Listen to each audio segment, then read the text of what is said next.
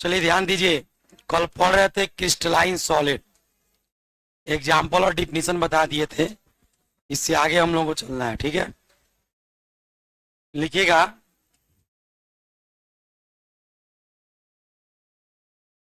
Characteristics of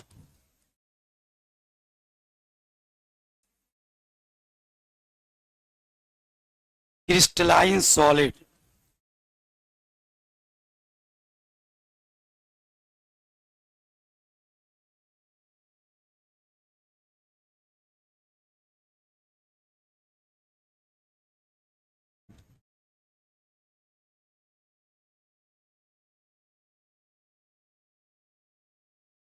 characteristics of crystalline solid.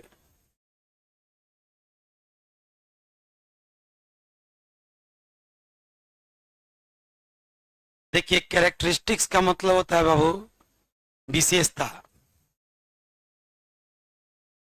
Characteristics of crystalline solid. चलो, हाँ चले जाओ, जाना दो सबको उधर से। बैग हटा लो बाबू अपने से, बैठने दो।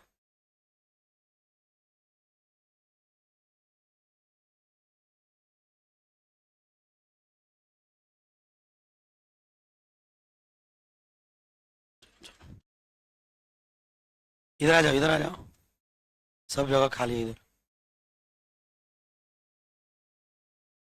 हाँ जाओ इधर, इस सेटअप जाओ, पूरा बेंच खाली है उधर। जाने दो, हुआ है लड़का, जाने दो उसको। कैरेक्टरिस्टिक्स ऑफ क्रिस्टलाइन सॉलिड, रवादार ठोस की विशेषताएं। बात नहीं कीजिए, रवादार ठोस की विशेषताएं।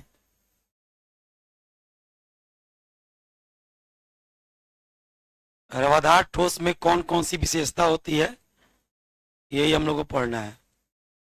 ठीक से जाना होगा, पे बैग ठीक करो अपना, जाओ।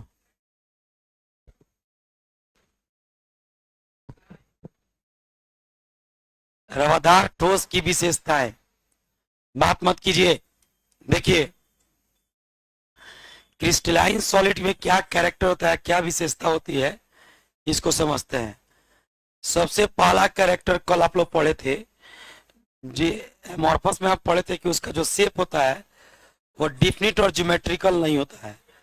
और क्रिस्टलाइन में जो शेप होता है वो डिफिनिट भी होगा और ज्योमेट्रिकल भी होगा।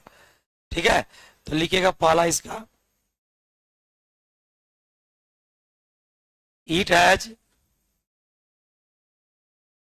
इसमें बैठ जाओ, इसमें बैठो, तीन तीन को बैठा है। चलो आगे वाला, हाँ बैठा लो उसमें,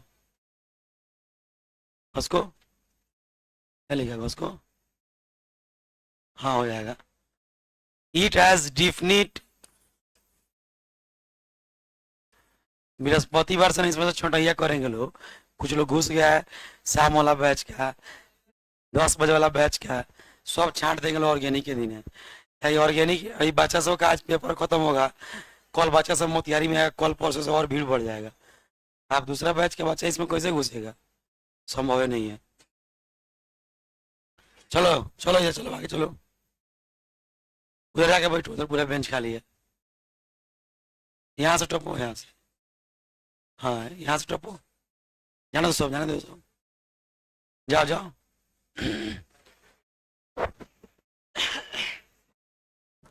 जाओ ना उधर, जाओ ना।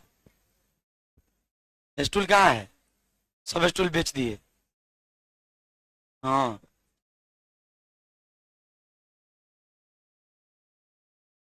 बेंच खाली रहेगा, स्टूल पे बैठिए नहीं, सारा जगह कुर्सी का मारा मारी है। ए, पीछे वाला बेंच पे जाओ, पीछे वाला पे जाओ, पीछे वाला पे, पीछे बैठेगा तो दिखेगा हमको। हाँ पीछे का उसको है लड़का है, चलो जाओ, हाँ बैठो, तुम उसके पीछे वाला पे जाओ, टपो उधर, बैठो। देखो, ईट हैज डिफिनिट ज्योमेट्रिकल, बात नहीं कीजिए, डिफिनिट ज्योमेट्रिकल शेप।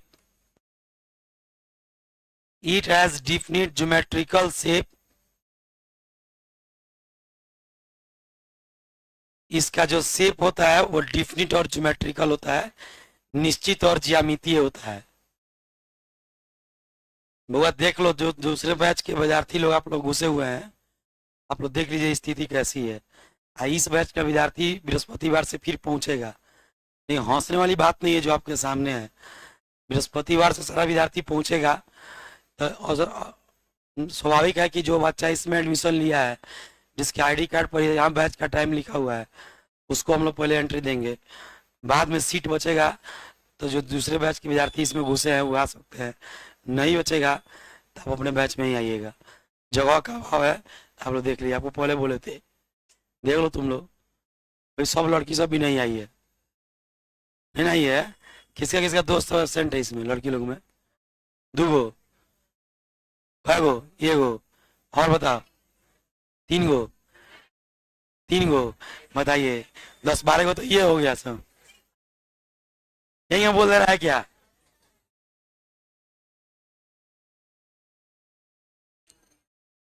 तुम लोग का भी दोस्त एबसेंट है? यानी हाथ उठाए थे, किसका किसका दोस्त एबसेंट है? बाप रे बाप, इतना लोग हाथ उठाए। बताइए लोग, ये लड़का आएगा तो हम कहाँ बैठाएंगे? इसलिए पुनः मुस्को 11 को एबसेंट है, चला गया कहाँ? एग्जाम देने। तो इसलिए पुनः मुस्को वाला किस्सा होगा। आप लोग जहाँ से आए थे वहां फिर पहुंच जाइएगा। जगह नहीं, हम क्या कर सकते हैं? तो कुछ नहीं कर सकते हैं, कितना मुड़ी हिलाएगा डोलाइएगा, बैच के बाहर रोक दिया जाएगा। ठीक है।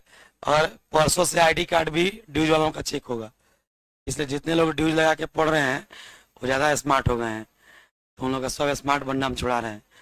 देखिए इधर, ठीक है, इसकी आकृति निश्चित एवं ज्यामितीय होती है। लिखो, इसकी आकृति निश्चित एवं ज्यामितीय होती है। किसकी आकृति? इसकी आकृति, क्रिस्टलाइन सॉलिड की आकृति। इसकी आकृति निश्चित एवं ज्यामितीय होती है। चलिए, एमॉर्फस में एक लाइन आप कुछ जोड़ सकते हैं, एक्स्ट्रा जोड़ना हो तो कैरेक्टर में, तो लिख लीजिएगा। एमॉर्फस के कैरेक्टर में वो एक्स्ट्रा कैरेक्टर जोड़ लीजिएगा। बोले 6 नंबर होगा। It does not has, it does not has fixed melting point, fixed melting point। बात नहीं करो। और हिंदी वाला लोग लिखिएगा, इसका गलनांक निश्चित नहीं होता है। क्या दुकान है? लिखा हुआ है सामने। It does not has fixed melting point, इसका गलनांक निश्चित नहीं होता है। किसका? एमॉर्फस का है। ये एमॉर्फस में लिखना था। हो गया। एमॉर्फस का जो मेल्टिंग पॉइंट होता है ना, वो फिक्स नहीं होता है। अब देखिएगा ना, एमॉर्फस सॉलिड जितना होता है। कौन बात कर रहा है जी? आज वो फर्स्ट ईयर का लड़का और झटके में 4-5 छोड़ी पिटा गया। कोई बाहर होगा तो देखो कर रहा होगा, कस के पिटा गया है वो। तो इसलिए आज जो है, आप में से भी किसी का व्यवस्था हो सकता है। तो शांत रहे, शांति के माहौल को कायम रखे, पढ़ाई पर ध्यान दे।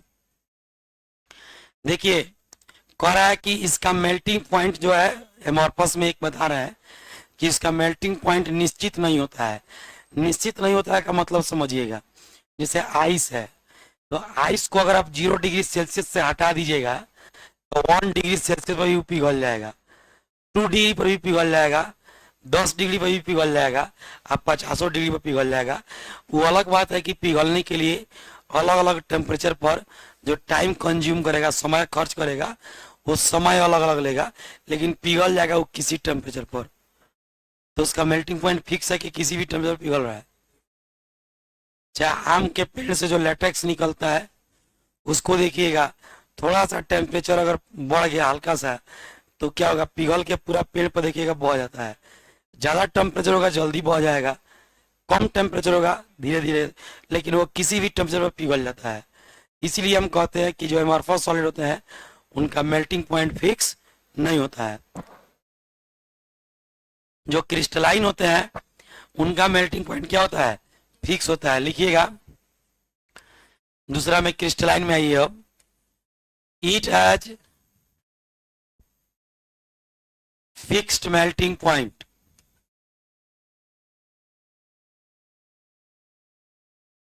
It has fixed melting point. लिख ले विद्यार्थी, it has fix melting point. हो गया। इसका गलनांक, किसका गलनांक, क्रिस्टलाइन सॉलिड का, आ जाओगे इसके बाद। इसका गलनांक निश्चित होता है, इसका गलनांक निश्चित होता है। क्रिस्टलाइन सॉलिड का जो मेल्टिंग पॉइंट होता है गलनांक, वो क्या होता है बाबू, निश्चित होता है। अब सोचो क्रिस्टलाइन सॉलिड को अगर काटा जाए तो टुकड़ों में बंटेगा, तो जो नया सरफेस होगा वो पार्टिकल तो एकदम नियम से अरेंज है, तो नया सरफेस जो होगा एकदम नियमित होगा, रेगुलर होगा, और छूने पर वो आपको कैसा लगेगा, स्मूथ लगेगा, चिकना लगेगा। बात समझ में आ रहा है ना। तो लिखिएगा, इस सब कल आप लोग पढ़े थे उसी से खाली लिख देना है। When it is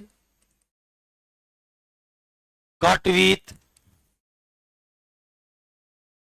sharp edge tools, sharp edge tools, then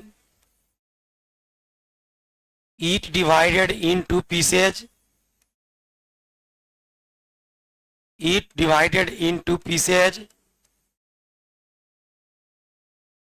whose new generated surfaces are,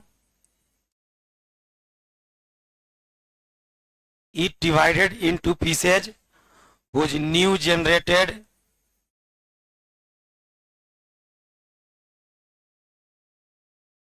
उधर चले जाओ, उधर पीछे जाओ, पीछे बेंच पर तीन तीन आदमी कहाँ बैठा है जी, अच्छा बैठ जाओ, उधर उधर तीन आदमी बैठा बैठो। सब बेंच पर चार आदमी बैठता है, भाई तीन को जुड़ा हुआ है तो कम से कम 4 3 12 13 आदमी बैठेगा। whose new generated surfaces are,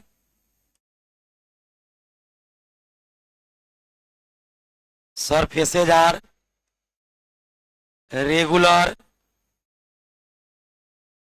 and smooth, regular and smooth।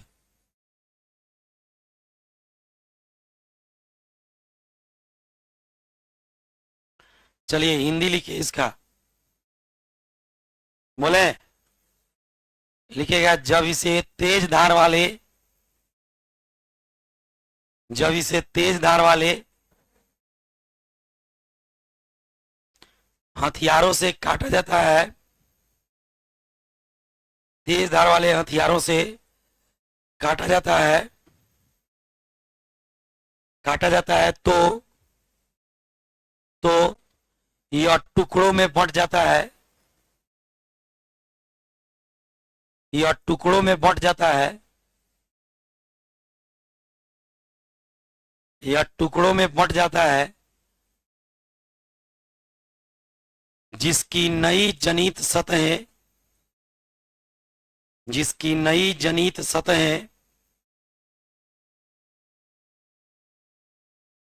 नई जनित सतहें सतहें नियमित एवं चिकनी होती हैं, नियमित एवं चिकनी होती हैं। 4 नंबर प्रॉपर्टी लिखिएगा, वही इसको समझ में आप लोग कल तो पढ़ोगे तब ये समझ में आ जाएगा। एमॉर्फस को जब काटेंगे, सॉरी क्रिस्टलाइन माफ कीजिएगा, क्रिस्टलाइन को जब काटेंगे तो ये टुकड़ों में बंट जाएगा। बंटने के बाद मान लीजिए कि पहले से ऐसे जुड़ा हुआ था, बीच से इसको क्या किए, काट दिए, तो ये टुकड़ों में जो बटेगा तो ये वाला जो सरफेस होगा वो नया सरफेस होगा। बोलो, तो ये जो नया सरफेस बनेगा इससे पार्टिकल एकदम क्या रहेगा, रेगुलर, बराबर रहेगा। तो छूने में हमको स्मूथ लगेगा और देखेंगे तो पार्टिकल बराबर रहेगा, तो कहेंगे कि रेगुलर सरफेस है। कोई दिक्कत? 4 नंबर प्रॉपर्टी लिखिएगा।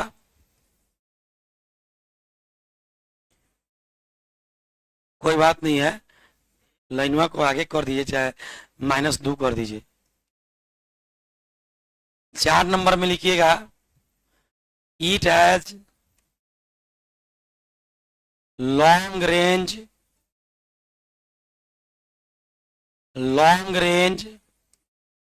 ऑर्डर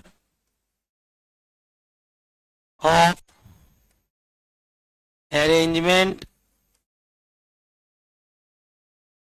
arrangement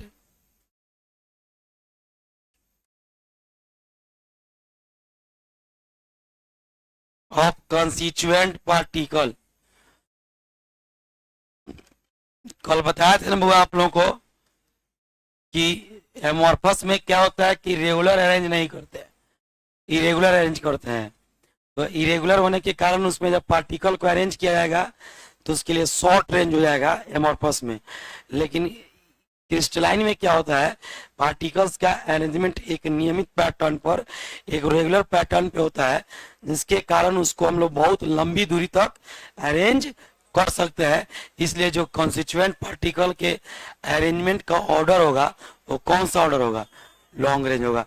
इसमें किसी को नहीं समझ में आया तो पूछिए, फिर समझाएंगे। समझ में आ गया सबको? बना के बता भी रहा है, पहले इसका हिंदी लिखिएगा। इसके घटक कणों की व्यवस्था, इसके घटक कणों की व्यवस्था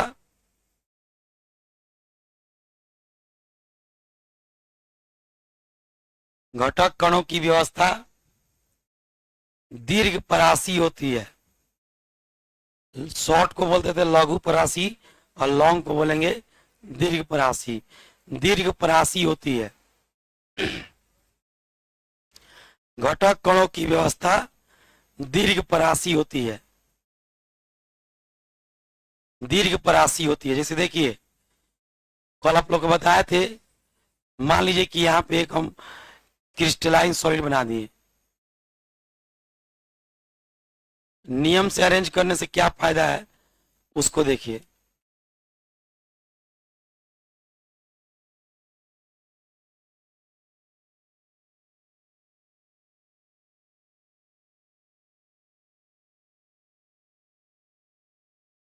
देखिए मान लीजिए कि एक नियमित पैटर्न पे व्यवस्थित किया जा रहा है, तो अगला पार्टिकल कहाँ रखना है पता है कि नहीं पता है? मान लो हम कह दिए कि सर अगला पार्टिकल जितना दूरी पर ये है उतना ही दूरी पर यहाँ रख लो, जितना दूरी पर ये है उतना ही दूरी पर इससे आगे रख लो और इसको यहाँ से मिला दो। जितना दूरी पर यहाँ से ये पार्टिकल है उतना ही दूरी पर इधर एक पार्टिकल रख के इसको मिला दो, फिर इसको रख के इसको मिला दो। लॉन्ग रेंज जा रहा है कि नहीं जा रहा है? आप जहां चाहे वहां जोड़ सकते हैं पार्टिकल, कोई दिक्कत नहीं है। मान लो आपके मन में है कि सर हम इसको नीचे की ओर जोड़ेंगे, चाहे ऊपर की ओर जोड़ेंगे, तो आप ऊपर भी जोड़ सकते हैं। आपको जिधर मन करे उधर इस पार्टिकल को जोड़ सकते हैं। क्यों? क्योंकि नियमित पैटर्न है। मान लो आपको मन किया नीचे जोड़ने के लिए, आप नीचे जोड़ सकते हो। ये रहा,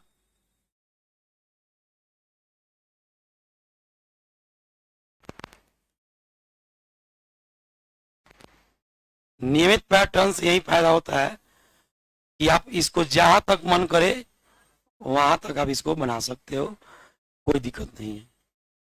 मान लो विद्यार्थी ये एक नियमित पैटर्न चल रहा है, तो कहां तक इस रेंज में कहां तक पार्टिकल जोड़ सकते हो? वो जहां तक मन करेगा वहां तक। इसीलिए बोले हैं कि इसमें पार्टिकल का जो अरेंजमेंट होता है वो लॉन्ग रेंज का होता है। जैसे मान लो तुमको मन किया कि ऊपर जोड़ा जाए, तो ऊपर देखो कैसे जोड़ेंगे।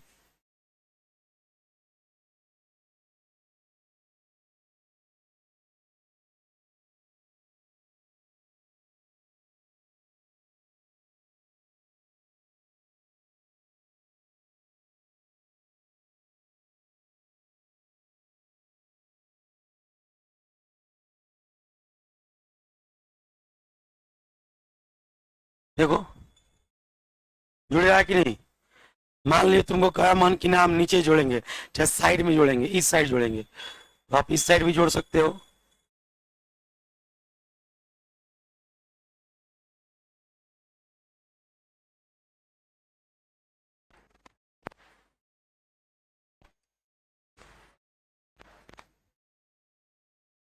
आप इधर भी जोड़ सकते हैं इसको। आपको लॉन्ग रेंज ऑर्डर कहने का मतलब ये है कि पार्टिकल को आप जिधर अरेंज करना चाहें, चूंकि एक नियमित पैटर्न पे अरेंज किया गया है, तो आप जैसे चाहेंगे वैसे पार्टिकल को अरेंज कर सकते हैं। एक पैटर्न पर है, तो इसमें आपको कोई दिक्कत नहीं होगा सजाने में। सजाते जाओ सजाते जाओ सजाते जाओ सजाते जाओ, जितना रेंज तक जाना चाहें उतना रेंज तक आप जा सकते हैं, जिधर मन करे उधर आप जा सकते हैं, कोई दिक्कत नहीं है। दिक्कत होगा तो हम है ना।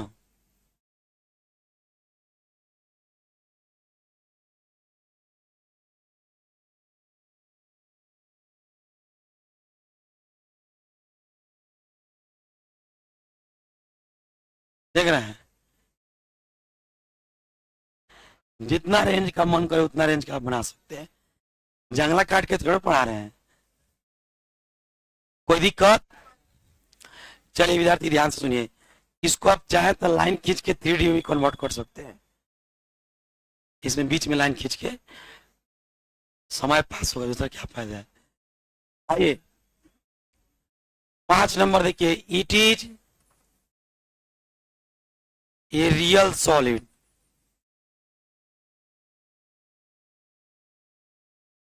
It is a real solid. It is a real solid. यह एक वास्तविक ठोस होता है। कौन? क्रिस्टलाइन। यह एक वास्तविक ठोस होता है। सुनिए, ये पूरा फिनिश हो गया है एमॉर्फस और क्रिस्टलाइन। अभी क्रिस्टलाइन पे कुछ चीजें चलेंगी, उसके बाद हम लोग आगे चलेंगे, ठीक है। पहले कुछ बता रहे हैं, उसको गौर से सुनिएगा। विद्यार्थी जी, अपने पास 2 सॉलिड है। देखो, ये रहा क्रिस्टलाइन सॉलिड और ये ले लो एमॉर्फस सॉलिड।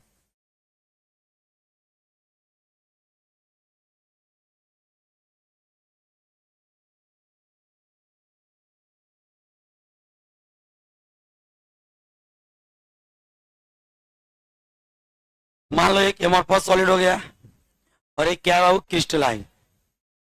देखो, इस दोनों सॉलिड के पास इसे हम 3 चीज पास कराएंगे।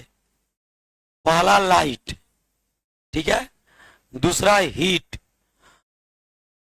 और तीसरा इलेक्ट्रिक करंट।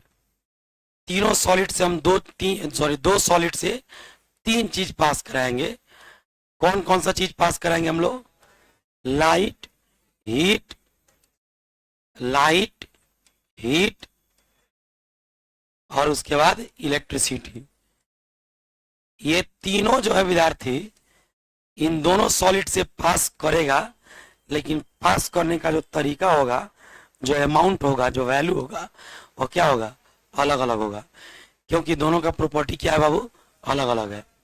अब देखिए, किसी चीज से लाइट कितना पास करेगा और कितना लाइट पास नहीं करेगा, ये कौन बताता है? बोलो। डेंसिटी बताता है लाइट के बारे में। किसी चीज से लाइट कितना पास करेगा या लाइट कितना पास, मीडियम, तो मीडियम, हाँ, रिफ्रैक्टिव इंडेक्स जो होता है अपवर्तनांक, वो इंडिकेट करता है कि किसी भी चीज से लाइट कितना पास करेगा, या ज्यादा पास करेगा कि कम पास करेगा। अगर रिफ्रैक्टिव इंडेक्स ज्यादा होता है तो लाइट कम पास करता है, और रिफ्रैक्टिव इंडेक्स कम होता है तो लाइट ज्यादा पास करता है। ये आप लोग जानते हैं? नहीं जानते हैं? ऑप्टिक्स में पढ़े होंगे, अच्छा 12th में पढ़े होंगे, 10th में आप लोग थी प्रकाश का परावर्तन और अपवर्तन, रिफ्लेक्शन ऑफ लाइट और रिफ्रैक्शन ऑफ लाइट, हम लोग ही पढ़े 10th में। हाँ, ये नहीं पढ़े थे आप लोग? Sine i by sine are,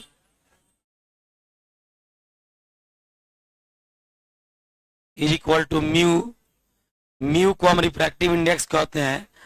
actual में म्यू जो होता है, यहाँ पे एक्चुअल में जो ये म्यू होता है, ये म्यू होता है मीडियम का रिफ्रैक्टिव इंडेक्स बटा वैक्यूम का रिफ्रैक्टिव इंडेक्स। वैक्यूम का रिफ्रैक्टिव इंडेक्स दोनों का जो रेशियो होता है उसी को हम म्यू कहते हैं। तो एक्चुअल में ये वाला जो होता है 1 होता है। वैक्यूम का रिफ्रैक्टिव इंडेक्स कितना होता है? 1। इसीलिए इसको हटा करके डायरेक्ट किसका लिख देता है? मीडियम का लिख देता है। नहीं तो इसको स्नेल का नियम कहते हैं।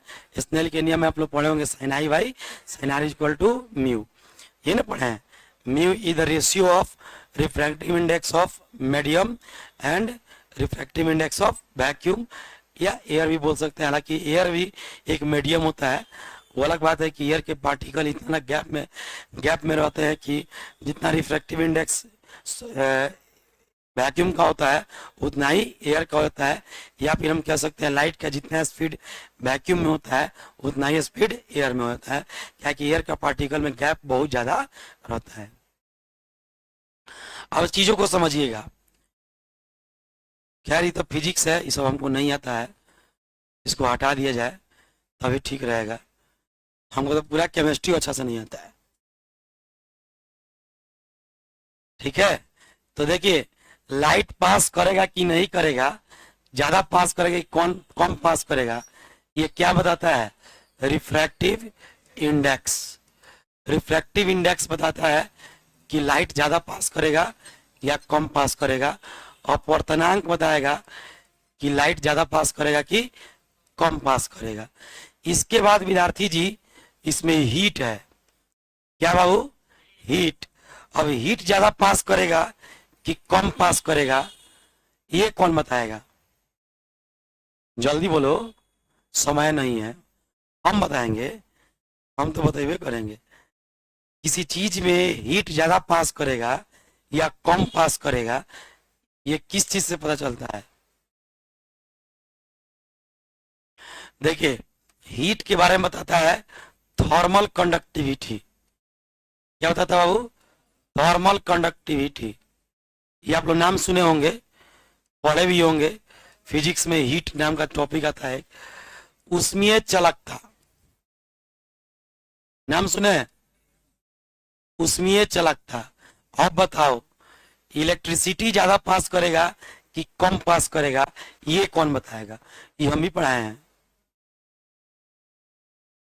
इलेक्ट्रिकल कंडक्टिविटी, विद्युतीय चालकता। जिसकी चालकता ज्यादा होती है, कंडक्टिविटी ज्यादा होती है, वहां से इलेक्ट्रिसिटी ज्यादा पास करता है। जिसकी कंडक्टिविटी कम होती है वहां पर इलेक्ट्रिसिटी कम पास करता है। हीट करने पर इलेक्ट्रॉन में वाइब्रेशन पैदा हो जाता है जिससे कंडक्टिविटी घट जाती है। पानी मिलाने पर वॉल्यूम बढ़ता है तो पर लीटर इलेक्ट्रोलाइट में आयन की संख्या घट जाती है जिससे कंडक्टिविटी घट जाती है। जबकि पानी मिलाने पर वॉल्यूम बढ़ता है जिससे कंसंट्रेशन घटता है, इसलिए मोलर कंडक्टिविटी बढ़ जाती है। याद होगा आप लोग इलेक्ट्रोकेमिस्ट्री में पढ़े थे। वो अलग बात है कि जो आप पढ़ते हैं बहुत ईमानदार आदमी है, किसी का सामान रखते नहीं है, लौटा के सब जाते हैं, बहुत अच्छा करते हैं।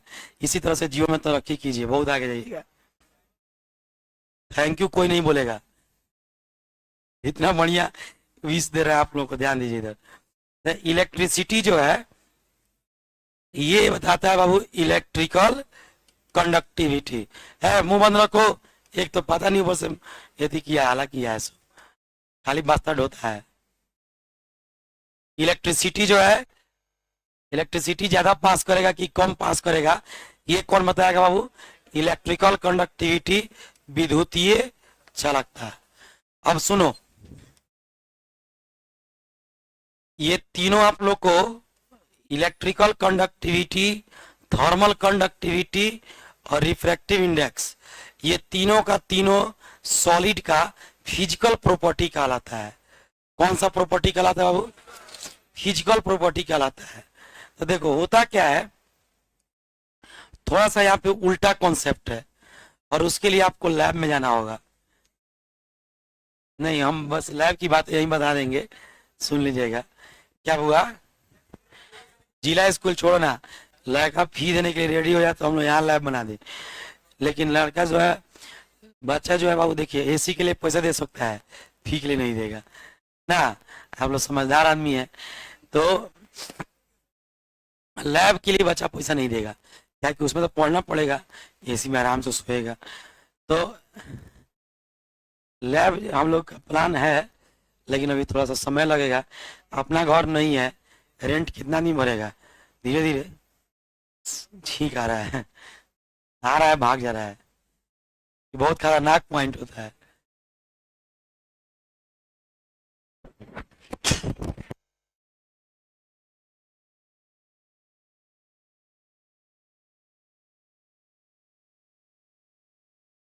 क्या हुआ जी, ये शांत रहो।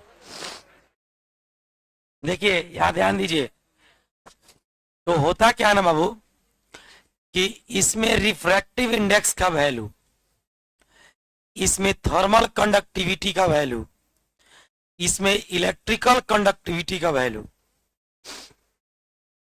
जब हम इलेक्ट्रिकल कंडक्टिविटी की बात करेंगे तो केवल इलेक्ट्रिकल कंडक्टिविटी की बात करेंगे, जब थर्मल कंडक्टिविटी की बात करेंगे तो केवल थर्मल कंडक्टिविटी की बात करेंगे, और जब हम लोग रिफ्रैक्टिव इंडेक्स की बात करेंगे तो केवल रिफ्रैक्टिव इंडेक्स की बात करेंगे। कहने का मतलब समझिए, हमारे हाथ में एक एमॉर्फस सॉलिड है, कुछ देर के लिए मान लीजिए, ठीक है। ये जो एमॉर्फस सॉलिड है, इससे लाइट पास कराना है। अब आप सोचिए, क्या ये रियल में सॉलिड होता है? जैसे प्लास्टिक, सोचो, प्लास्टिक, प्लास्टिक से लाइट पास कराओगे, पास करेगा?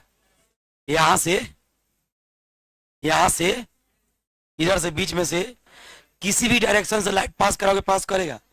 इसका रिफ्रैक्टिव इंडेक्स कितना हो जाएगा? रिफ्रैक्टिव इंडेक्स 0 अगर रहता बाबू, तो लाइट सबसे कम रिफ्रैक्टिव इंडेक्स हो जाता, तो लाइट बहुत ज्यादा पास करता। रिफ्रैक्टिव इंडेक्स जितना ही कम, लाइट उतना ही ज्यादा पास करेगा। मतलब मेरे कहने का ये है कि किसी भी डायरेक्शन से जाओगे, लाइट अगर नहीं पास कर रहा है, इसका मतलब हो गया कि इससे किसी भी डायरेक्शन से रिफ्रैक्टिव इंडेक्स का मान एक के बराबर है, तब ना लाइट पास नहीं कर रहा है। अगर कोई कम रहता रिफ्रैक्टिव इंडेक्स, किसी दूसरे डायरेक्शन में था, रिफ्रैक्टिव इंडेक्स ज़्यादा हो जाता, कहीं कम हो जाता, तो क्या होता, कहीं लाइट पास कर जाता, कहीं लाइट पास नहीं करता। कितने लोग मेरी बात नहीं समझ पा रहे हैं? फिर से सुनिए, हम क्या बोले, हमारे पास एक एमॉर्फस सॉलिड है। ये एमॉर्फस सॉलिड से छोड़ो, एक एमॉर्फस सॉलिड ले लेते हैं, कोई प्लास्टिक ले लेते हैं, लेट से ये एमॉर्फस सॉलिड है। देखो अपने पास ये एक एमॉर्फस सॉलिड है, वो एमॉर्फस सॉलिड है, तो इससे लाइट इधर से पास कराएंगे, पास करेगा यहाँ पे, इधर किसी दूसरे डायरेक्शन से नहीं ना पास करेगा। इसका मतलब क्या हो गया? इसका मतलब ये हो गया कि रिफ्रैक्टिव इंडेक्स का वैल्यू हर डायरेक्शन से इक्वल है, ज्यादा है चाहे कम है, हर डायरेक्शन से इक्वल है, तब तो लाइट कहीं से नहीं पास कर रहा है। अगर कहीं पर रिफ्लेक्टिव इंडेक्स कम रहता, कहीं ज्यादा रहता, तो हो सकता है ज्यादा वाला से नहीं पास करता, आप कम वाला डायरेक्शन में पास कर जाता। बोलो, तो सभी डायरेक्शन में रिफ्लेक्टिव इंडेक्स क्या है? इक्वल है, इसलिए लाइट इसमें से कहीं से भी पास नहीं कर रहा है। एक जगह से नहीं पास किया और दूसरे जगह से भी नहीं पास किया, इसका मतलब दोनों जगह रिफ्लेक्टिव इंडेक्स क्या है? इक्वल है। मेरी बात समझ में आ रही है? तो रिफ्लेक्टिव इंडेक्स का वैल्यू सभी डायरेक्शन में क्या हो गया? इक्वल हो गया। अब आइए थर्मल कंडक्टिविटी पर। आइस, आइस, लेटेक्स, प्लास्टिक किसी भी तरफ से पास कराएगा हीट, किसी भी तरफ से हीट पास कराइए, चाहे लाइट पास कराइए रबर से, तो जितना हीट यहां से पास करेगा प्लास्टिक से, उतना ही हीट यहां से पास करेगा। बात समझ में आ रहा है? इधर से आप प्लास्टिक को गर्म कीजिए, मान लो 10 मिनट तक गर्म किए, तो जितना गर्म ये प्लास्टिक होगा, इधर से भी गर्म करने पर उतना ही गर्म ये प्लास्टिक होगा। अर्थात थर्मल कंडक्टिविटी का वैल्यू सभी डायरेक्शन में क्या है, इक्वल है, समान है। बात समझ में आ रहा है? कोई दिक्कत? विद्यार्थी, मेरे कहने का मतलब है कि जब वैसा सॉलिड जिसके लिए फिजिकल प्रॉपर्टी का मान सभी डायरेक्शन में इक्वल हो, समान हो, ऐसे सॉलिड का एक नाम होता है। इस तरह के सॉलिड को हम लोग कहते हैं आइसोट्रॉपी। आपके किताब में दिया हुआ है, जाके एनसीईआरटी किताब पढ़िएगा। क्या कहते हैं इसको? आइसोट्रॉपी। हिंदी में कहते हैं समदैशिक। देखे हैं बुक में आप लोग? समदैशिक है बुक आपके पास? है बुक? है आप लोगों के पास? लाइए दीजिए। किसी के पास किताब हो तो दो। दो नहीं है? ला ला, पास करो। बात नहीं करो, मुंह बंद करके रखो।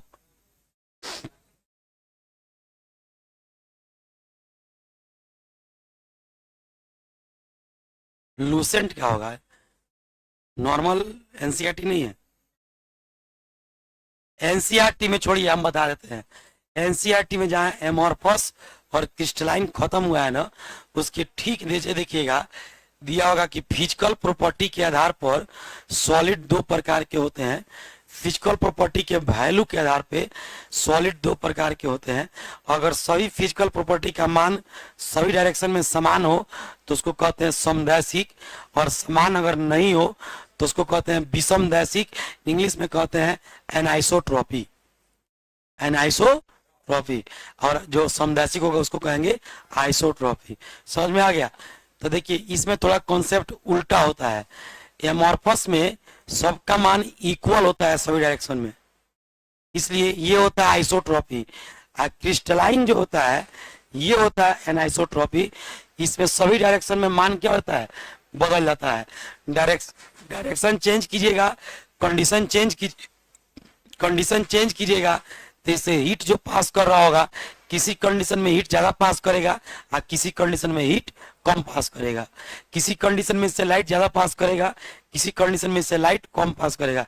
वही बोले, उसके लिए क्या करना पड़ेगा हम लोग को? लैब करके चेक करना पड़ता है। ये एक तरह का एक्सपेरिमेंटल डेटा है, आपकी किताब में स्पष्ट लिखा हुआ है। जैसे आप लोग पढ़ते ना ऑर्डर के बारे में, तो वहाँ लिखा गया था कि ऑर्डर एक एक्सपेरिमेंटल डेटा है। उसी तरह से आइसोट्रॉपी और एनाइसोट्रॉपी जो होता है वो एक तरह का लैब का एक्सपेरिमेंटल डेटा होता है। लैब में एक्सपेरिमेंट किया गया है और ऐसा जांचा गया है कि जो फिजिकल प्रॉपर्टी का वैल्यू होता है इसके लिए सभी डायरेक्शन में समान नहीं होता है, और इसके लिए सभी डायरेक्शन में समान, इसलिए इसको कहते हैं आइसोट्रॉपी। और इसको क्या कहेंगे? एनाइसोट्रॉपी। तो पहले आइसोट्रॉपी एनाइसोट्रॉपी पढ़ा जाएगा, तब लिखा जाएगा। लिखिएगा आइसोट्रॉपी। बात मत कीजिए। समदैशिक।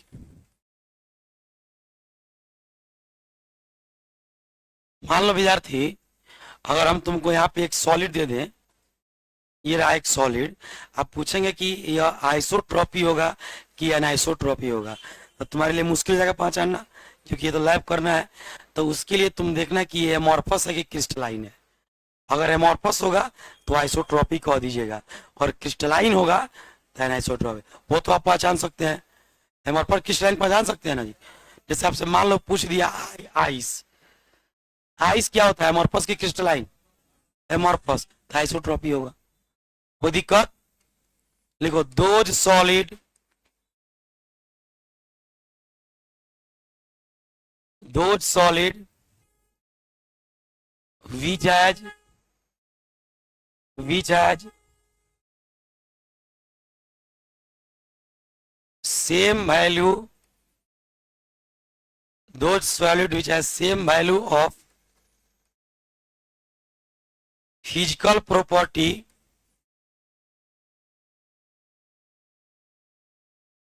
कोस्ट में लिखिएगा रिफ्रैक्टिव इंडेक्स। बात नहीं करो, जो लोग लिख रहे हैं, जो नहीं लिख रहे हैं शांत बैठिए। Refractive index comma thermal conductivity,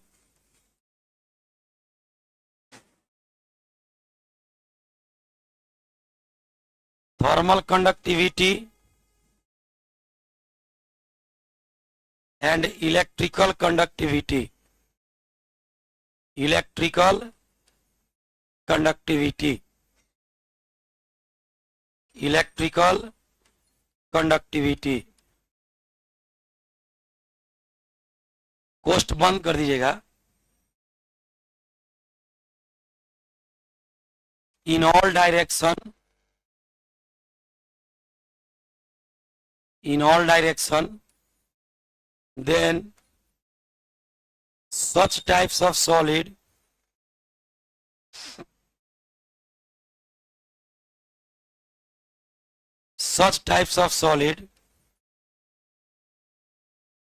is called isotropy, isotropy।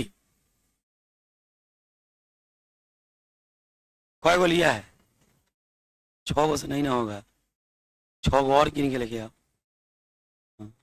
ला इधर, पेन नहीं, खरारा का नोकी लाना पड़ेगा। खरारा में का जो बड़ा बड़ा अथी होता है ना, वो लाना पड़ेगा। उन लोगों को सॉलिड स्टेट पढ़ाने के लिए स्माइली का गेंद मंगाया है, इसे एक्सपेरिमेंटल पढ़ाई होगा। बहुत बहुत इंटरेस्टिंग हो जाएगा। कम से कम 10 गो और ले लेना। हाँ, क्या कि 3D में स्ट्रक्चर सब दिखाना होता है, तब समझ में आएगा, शेयरिंग ही सबको समझ में आएगा। कॉर्नर पे पार्टिकल रखेंगे और दिखाएंगे कि कितने यूनिट सेल में भाग ले रहा है। वैसे फिगर में भी समझ में आ जाएगा, मतलब फिगर 3D में बना देते हैं, लेकिन फिगर से ज़्यादा समझ में आएगा जब आप सामने देखिएगा चीजों को। तो लिख लिए, घो पाएगा घो पाएगा ये से लकड़ी से, तो छेदला के बाद लेगा नहीं ले। लिखो, वैसे ठोस पढ़ा करके गाड़ियों में आगे लगा देंगे डैशबोर्ड पर। वैसे ठोस, वैसे ठोस जिसके लिए, वैसे ठोस जिसके लिए, जिसके लिए वैसे ठोस जिसके लिए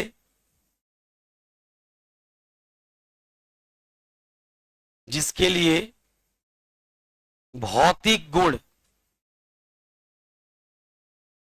भौतिक गुण, वैसे ठोस जिसके लिए भौतिक गुण, कोष्ठ में लिखिएगा अपवर्तनांक, अपवर्तनांक, कमा उष्मीय चालकता, उष्मीय चालकता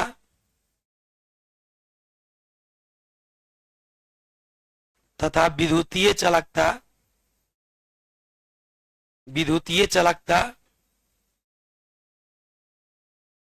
स्लाइड कर दो इधर, खोल दो इसको। उष्मीय चालकता, रहने दो रहने दो। उष्मीय चालकता तथा विद्युतीय चालकता, कोष्ठ बंद कर दीजिएगा। का मान सभी दिशाओं में समान हो, सभी दिशाओं में समान हो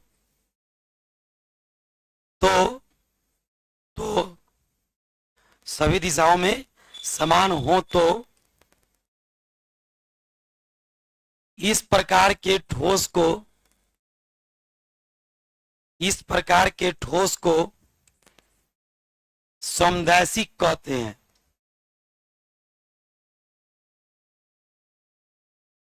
समदैशिक कहते हैं। और पहचानिए कैसे, तो जितना एमॉर्फस सॉलिड होगा वो सब किस नेचर का होगा? समदैशिक, आइसोट्रॉपी। लिख लीजिएगा पर नीचे एरो दे करके, generally amorphous solid, amorphous solids are isotropic in nature, isotropic in nature,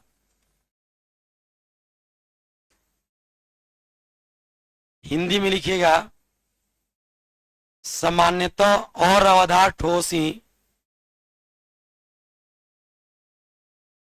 सामान्यतः और अवधार ठोस ही, मतलब नया ना है, खरीद के मंगा रहे, सामान्यतः और अवधार ठोस ही समदैशिक प्रकृति के होते हैं, और अवधार ठोस ही समदैशिक प्रकृति के होते हैं। जितना विद्यार्थी एमॉर्फस सॉलिड होगा उसके लिए फिजिकल प्रॉपर्टी का वैल्यू हर डायरेक्शन में क्या होगा, समान होगा, तो विद्यार्थी वो क्या कहलाएगा, आइसोट्रॉपिक इन नेचर। देखिए इस पे क्वेश्चन कैसे पूछेगा, एक तो आप एमॉर्फस और क्रिस्टलाइन में अंतर लिखते समय इसको यूज कर सकते हैं। एमॉर्फस में लिख दिएगा यह आइसोट्रॉपिक नेचर का होता है, और क्रिस्टलाइन में लिख दिएगा यह एनाइसोट्रॉपिक नेचर का होता है। दूसरा क्वेश्चन ऑब्जेक्टिव पूछता है, सीबीएसई वालों से पूछा हुआ क्वेश्चन है, कहता है एक्स कोई सॉलिड है, ऐसे सीबीएसई वाला सही सीधा क्वेश्चन नहीं पूछता है, कहेगा एक्स कोई सॉलिड है जिसके लिए रिफ्रैक्टिव इंडेक्स, ठीक है, रिफ्रैक्टिव इंडेक्स, थर्मल कंडक्टिविटी और इलेक्ट्रिकल कंडक्टिविटी का वैल्यू सभी डायरेक्शन में क्या है, समान है, तो एक्स होगा।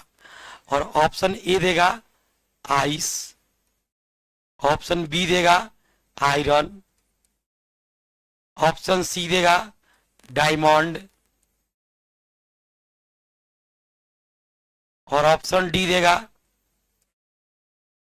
ग्रेफाइट। तो अभी तो बोल दे रहा है सब, बाद में बोल दो तब ना जाने, ऐसे घुमा के क्वेश्चन पूछेगा। क्वेश्चन हमेशा बाबू घूम फिर के पूछता है। क्वेश्चन शायद बीआरओ बोर्ड में पूछा ऑब्जेक्टिव, आपको सॉलिड स्टेट का क्वेश्चन हम कराएंगे ना तो उसमें मिलेगा, देखते हैं है कि नहीं।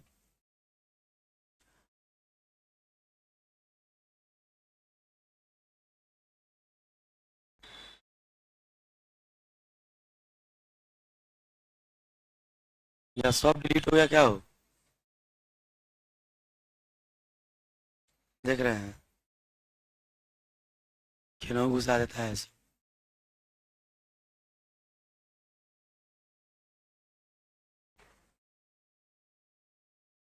देखना तो सॉलिड स्टेट क्यों दिख रहा है, ये है, रख दीजिए वहीं पे, हम जरूरत होगा ले लेंगे। सबका ऑब्जेक्टिव क्वेश्चन करवा दिया है, वहीं पर रख दीजिए। सबका ऑब्जेक्टिव क्वेश्चन आपको करवाया जा चुका है, मतलब सब बनवाया जाएगा। पिछला साल मतलब पिछला साल का यूट्यूब पर जाके देखिएगा ना तो सब मिल जाएगा आपको, हम मेरे इंतजार भी करने की जरूरत नहीं है, यूट्यूब पर सब ऑब्जेक्टिव बनवाया हुआ है। ये सॉल्यूशन कहा गया, तुम लोगों ने खुलवाया है,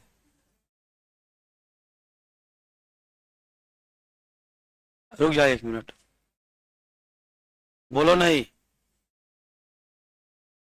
तुम लोग बोला है हम इसको खोल दिए हैं।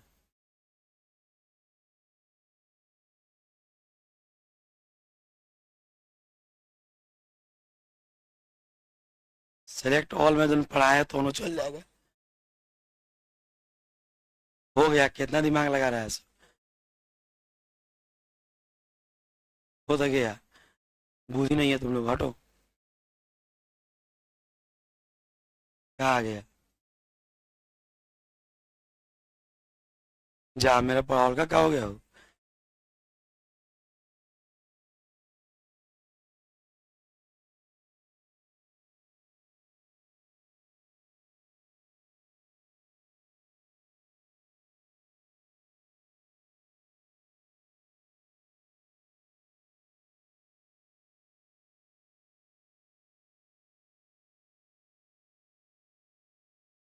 हो गया, हो गया, सब जीरो हो गया, लो शुरू से आओ।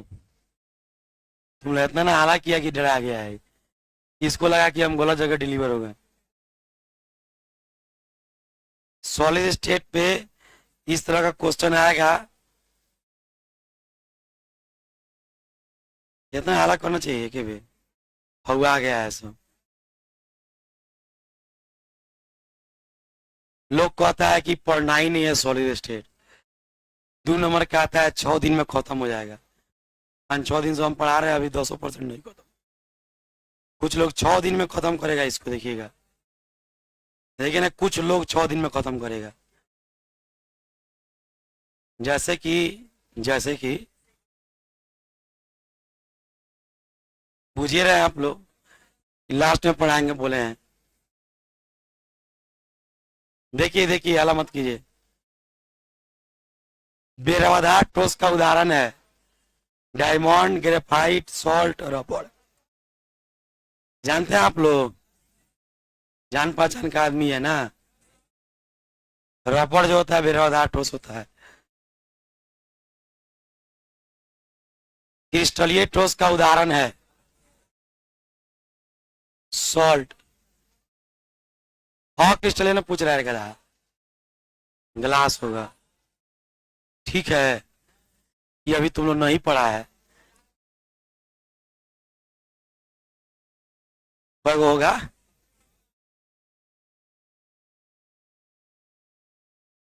बोल लेना। और होटले है, देख रहे हैं। पढ़ गया तुम लोग, 4, 6, 12 सब बोल लो। जब पढ़ेगा तब जानना। रवादार ठोस है, सब एग्जाम्पल में से है कि नहीं है। हाला मत कीजिए, पहले शांत रहिए तो है। शांत रहिए, पहले शांत रहिए। ये सब आप लोग के कॉपी में एग्जाम्पल में है कि नहीं है।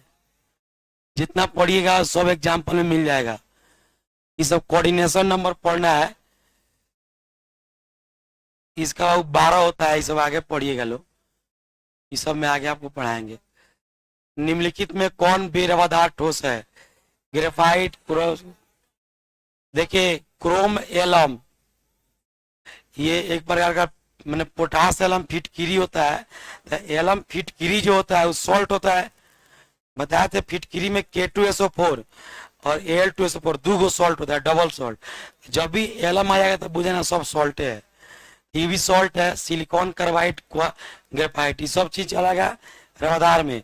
तो क्वार्ट्ज ग्लास क्या हो जाएगा, बेरवादार। पढ़ा दे ना कॉल। ये सब अभी आप लोग नहीं पढ़े हैं, सब आगे पढ़िएगा। बीसीसी में खाली जगह 32% होता है, सब आगे पढ़ना है। इसी चैप्टर में आगे पढ़िएगा लोग। तो अभी आप लोग ज्यादा नहीं पढ़े, इसलिए ज्यादा पढ़ाइए। आपसे बोल क्या रहे थे कि कभी एग्जाम में पूछेगा कि एक्स, ऐसे पूछ देगा कि एक्स एक सॉलिड है। बुआ शांत रहो थोड़ा, मेरा शुरू हो जाए तो अपना शांत कर दो, लेकिन शांत कर देंगे पूरा अच्छा से। एक्स एक सॉलिड है, कहेगा कि इसका रिफ्रैक्टिव इंडेक्स, थर्मल कंडक्टिविटी और इलेक्ट्रिकल कंडक्टिविटी सभी डायरेक्शन में सेम है। तो सॉलिड निम्नलिखित में से कौन होगा। तो आप जब जब जब भी सेम बोलेगा तो आप हमेशा एमॉर्फस खोजिएगा, ठीक है। अब आइए क्रिस्टलाइन अति ले लेगा, एनाइसोट्रॉपी। एनाइसोट्रॉपी हिंदी में इसको बोलते हैं विषम दैशिक।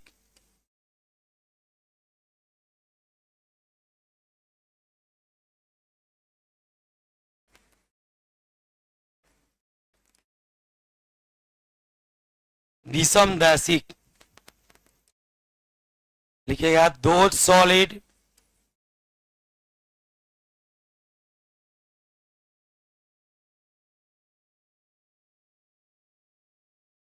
in which value of physical property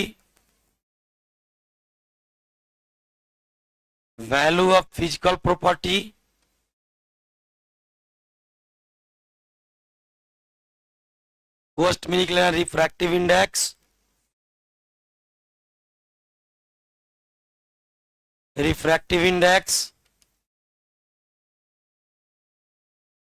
thermal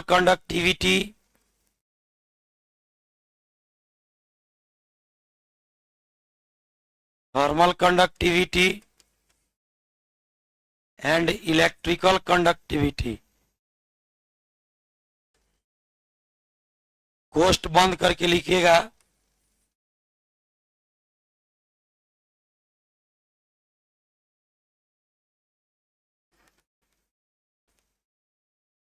is same is रुक जाइए, डू नॉट सेम लिखना, do not same in all direction, in all direction.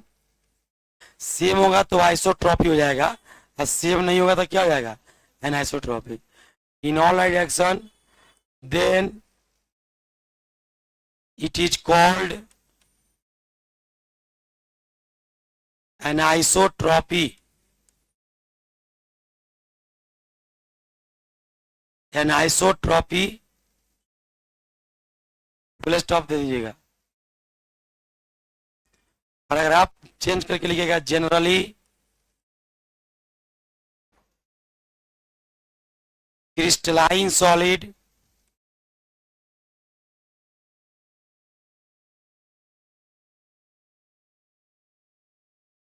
crystalline solids are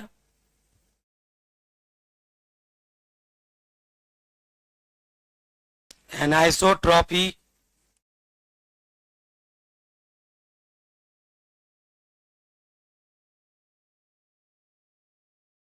anisotropic in nature। Hindi लिखिए,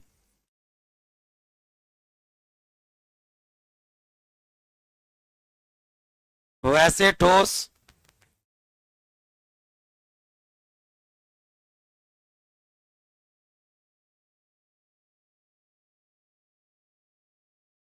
बोल रहे हैं, वैसे ठोस जिसके लिए भौतिक गुण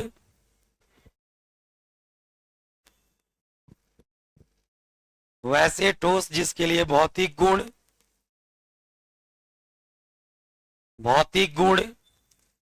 पोस्ट में लिखिएगा लोग, अपवर्तनांक, अपवर्तनांक कमा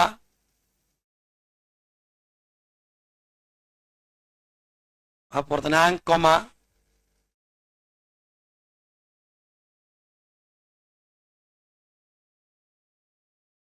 उष्मीय चलकता, उष्मीय चलकता,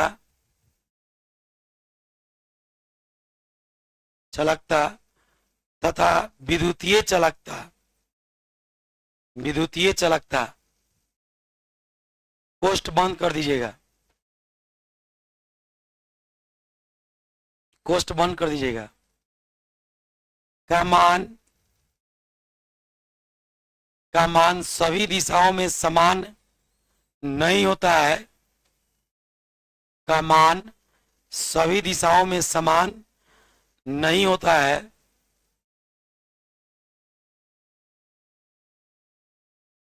सभी दिशाओं में समान नहीं होता है। तो इस प्रकार के ठोस, तो इस प्रकार के ठोस विषमदैशिक कहलाते हैं।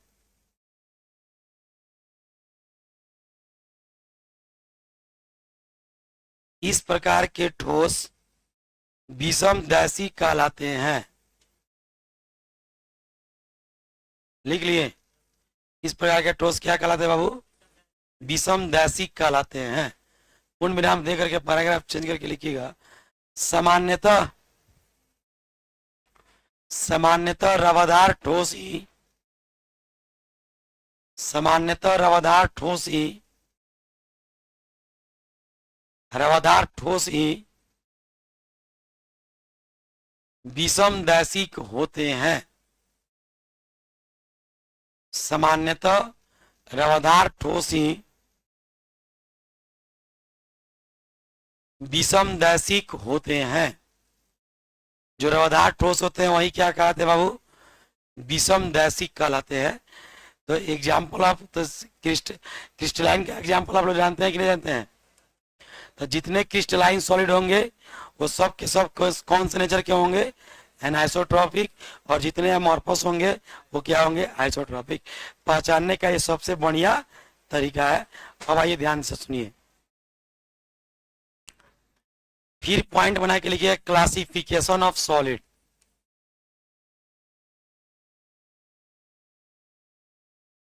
बात मत कीजिए।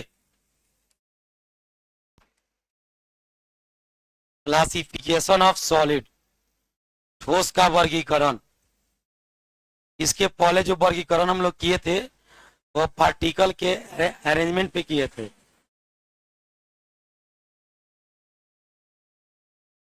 क्लासिफिकेशन ऑफ सॉलिड, ठोस का वर्गीकरण। इसके पहले जो वर्गीकरण किए थे, क्लासिफिकेशन किए थे, वह किस आधार पे किए थे? पार्टिकल के अरेंजमेंट के आधार पे। अब देखिए किस आधार पे करना है, ध्यान दीजिएगा। जैसे सॉलिड के अंदर जो पार्टिकल्स हैं, इन पार्टिकल्स के बीच में कोई ना कोई अट्रैक्शन फोर्स काम कर रहा होगा। उस अट्रैक्शन फोर्स की शक्ति कैसी है? ज्यादा है, कम है, कौन सा फोर्स है? हाइड्रोजन बॉन्ड है, डाइपोल डाइपोल इंट्रैक्शन है, वांडरवाल फोर्स है, डिस्पर्सन फोर्स या लंदन फोर्स होता है वो है। तो पार्टिकल्स के बीच में कौन सा फोर्स लग रहा है, उसके आधार पे सॉलिड 4 प्रकार का होता है। ठीक है। पहला पोलर मॉलिक्यूलर सॉलिड। दूसरा होता है बाबू कोवेलेंट सॉलिड या नेटवर्क सॉलिड। तीसरा होता है मेटालिक सॉलिड। चौथा होता है आयनिक सॉलिड। क्या होता है बाबू? आयनिक सॉलिड। कितने प्रकार का हो जाएगा? 4। किसके आधार पे? तो सॉलिड के पार्टिकल्स के बीच लगने वाले फोर्स के आधार पे या फोर्स के स्ट्रेंथ के आधार पे। फोर्स को चाहे फोर्स की शक्ति को, फोर्स मजबूत है कि फोर्स कमजोर है। तो क्लासिफिकेशन हम फिर भी कर रहे हैं, लेकिन इसके लिए बेस जो है, आधार जो है, वो अब बदल जाएगा। यहाँ ध्यान दीजिए। एक आदमी कोई ना कोई पिटा के जाएगा बेस से, जो पिटा जाए और आई कार्ड फाड़ देंगे, फिर आप नहीं पढ़ पाइएगा। यहाँ पे लिखिएगा ऑन द बेसिस ऑफ, हम भी तलाशे में हैं, on the basis of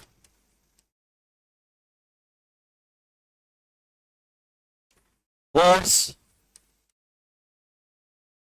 operate between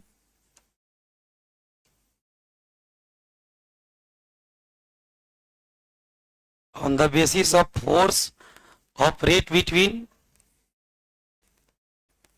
particles,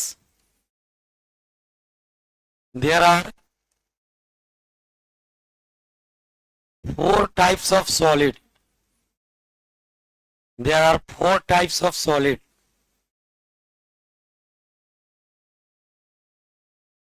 There are 4 types of solid. On the basis of force operate between particles, there are 4 types of solid. लिखिएगा घटक कणों के बीच कार्य कर रहे, घटक कणों के बीच कार्य कर रहे, घटक कणों के बीच कार्य कर रहे बल के आधार पर, घटक कणों के बीच कार्य कर रहे बल के आधार पर ठोस 4 प्रकार के होते हैं।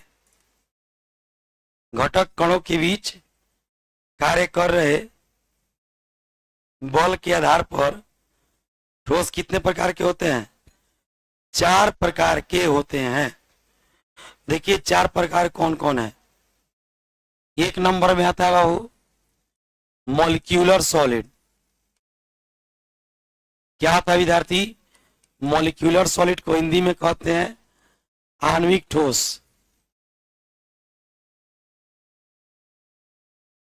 दो नंबर में आता है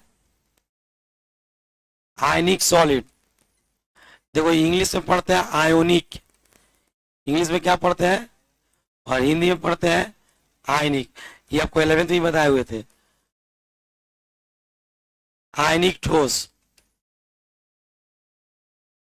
3 नंबर में आता है कोवैलेंट सॉलिड,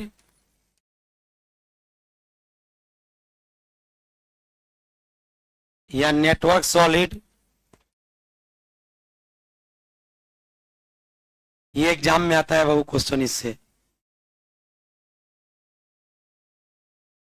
या इसको कहेगा non metallic solid,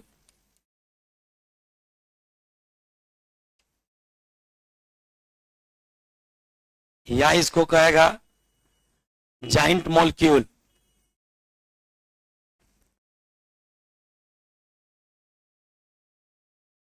giant molecule मतलब होता है विशाल अणु,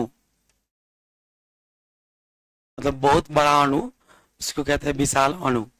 हिंदी में कहते हैं स्वसंयोजी ठोस,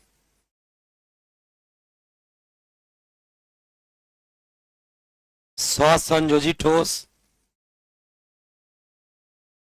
या कह सकते हैं नेटवर्क ठोस। नेटवर्क ठोस बार बार पूछा हुआ है, नेटवर्क ठोस किसको कहते हैं। या आप कह सकते हैं आधात्विक ठोस। डायमंड और ग्रेफाइट इसमें आता है, कार्बन से बना होता है, नॉन मेटल से। या आप कह सकते हैं इसको विशाल अणु। इसके कितने नाम है विद्यार्थी? 4। चौथा में आएगा मेटालिक सॉलिड,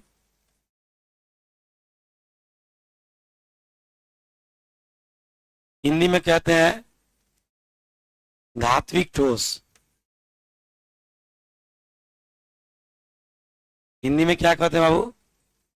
धात्विक ठोस। 4 प्रकार का हो गया। चारों लिख करके पहला हेडिंग डालिए मॉलिक्यूलर सॉलिड।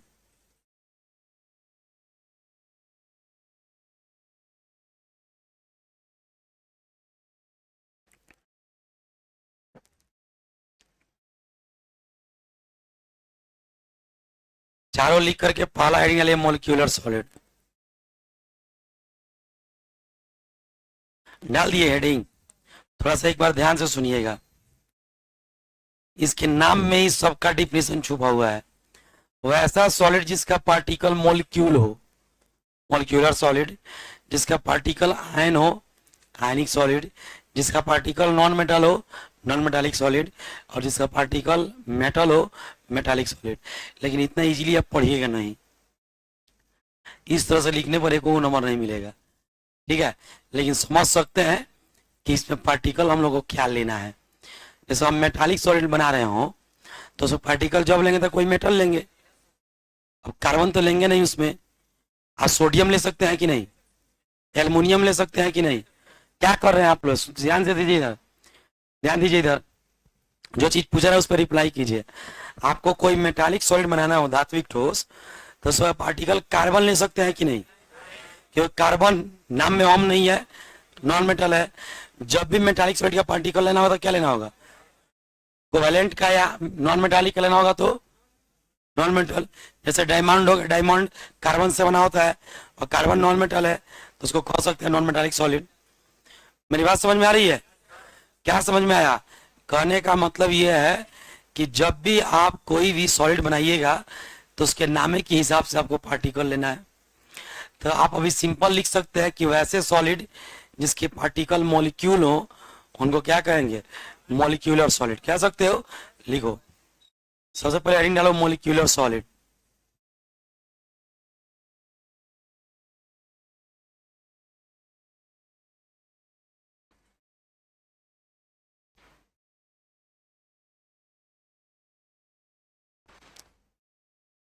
अभी इस समय का समय पूरा, कल पूरा क्लास में मॉलिक्यूलर सॉलिड चलेगा,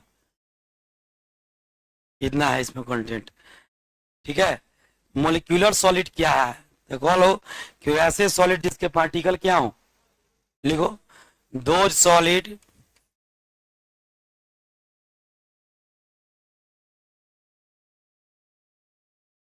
whose constituent particles are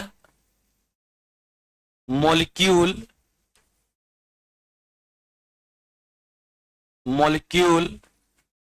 then it is called